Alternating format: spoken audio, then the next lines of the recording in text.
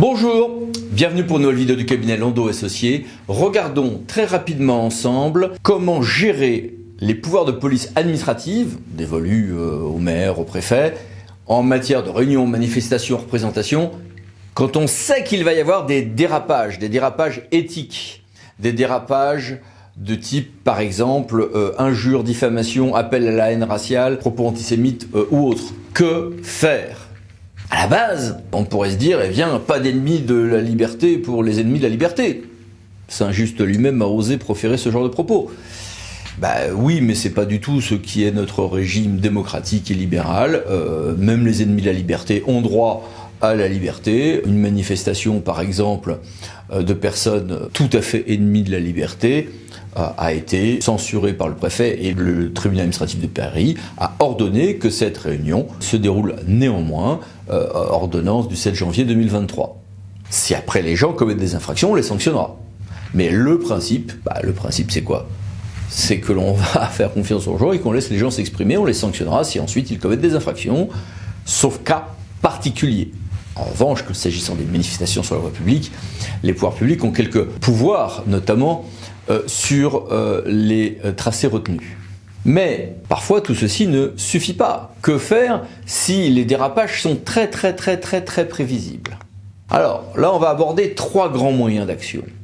Il y en a un que je ne vais pas détailler parce que ça serait très long, c'est que si on est sur une réunion publique, ou si ça se passe dans un télévision recevant du public, alors en dépassement de ce qui est prévu pour cette réception du public. Si on est sur des manifestations sur la voie publique ou dans des lieux publics comme un cimetière, par exemple, il y a des procédures selon le cas des déclarations ou des autorisations à demander.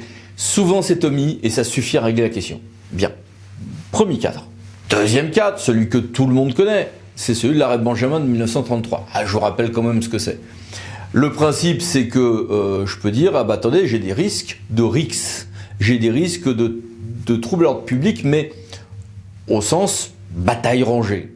Eh bien, dans ces cas-là, depuis cet arrêt Benjamin de 19 mai 1933, je ne pourrais interdire cette réunion que si franchement les risques sont sérieux et que je n'ai pas les moyens, très sérieusement, d'éviter et de m'interposer pour éviter ces risques. Ces risques de RICS. Ça sera rarement le cas. Sauf cas vraiment sauf situation tout à fait exceptionnelle. Pourquoi ?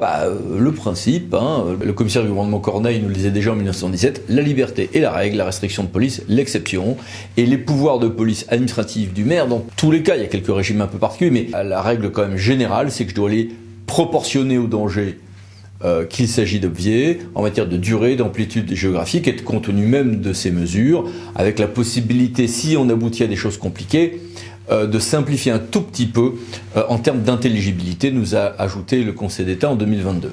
Sur ces éléments-là, on a rarement la possibilité de se fonder sur cette jurisprudence Benjamin.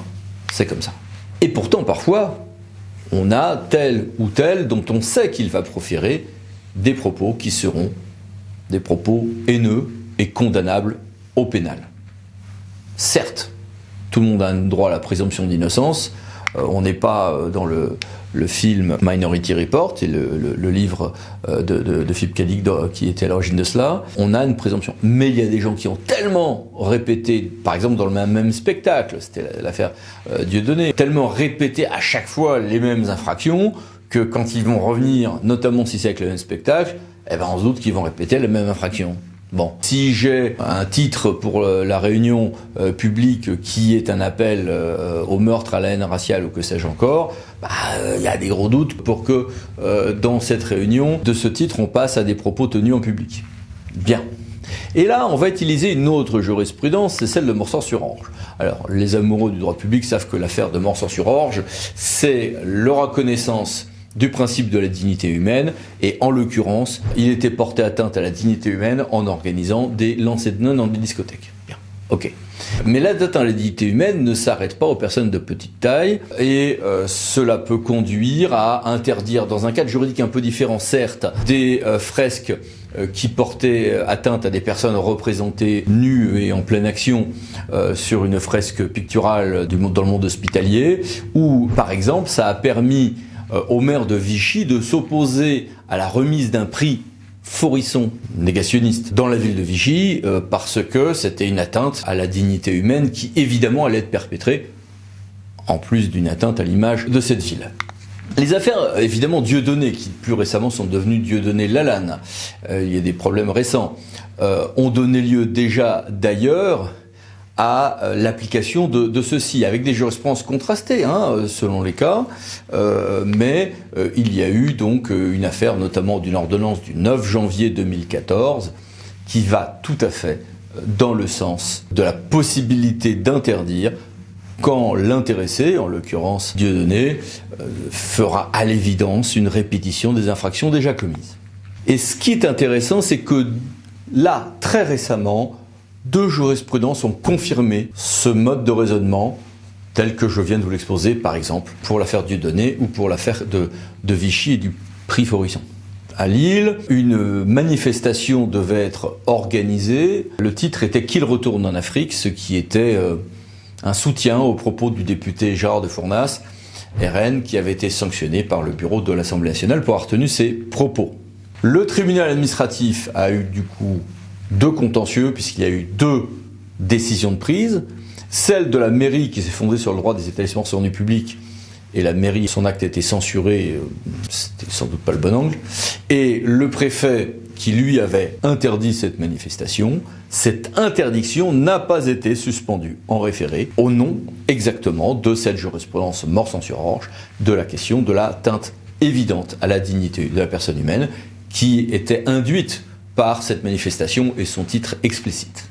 Et puis, peu de temps après, le Conseil d'État a confirmé tout ceci par une ordonnance du 4 mars 2023 concernant cette fois-ci, on pourrait dire de l'autre côté, mais c'est la réalité démocratique de notre pays est hélas plus complexe, d'un imam salafiste absolument pas quiétiste et qui tenait des propos particulièrement haineux. Je vous ai mis ici des détails qui sont assez impressionnants sur ce qu'étaient les propos sans remords, c'est important, sans remords. Donc du coup, ça induit une forte probabilité de répétition de ces propos. Si la personne a fait des remords, un repentir qui semble sincère, du coup, l'idée de se dire cette personne va répéter ses propos ne tient plus et du coup l'arrêté de police ne tiendra pas non plus. Mais les remords prétendus de l'intéressé ayant été faits conjointement quasiment avec le recours, combinés avec d'autres propos, faisait que ça ne tenait pas tout à fait la route. Ce qui prouve aussi qu'on est bien sur une appréciation au cas par cas. Attention, beaucoup de prudence. Prudence certes à trancher.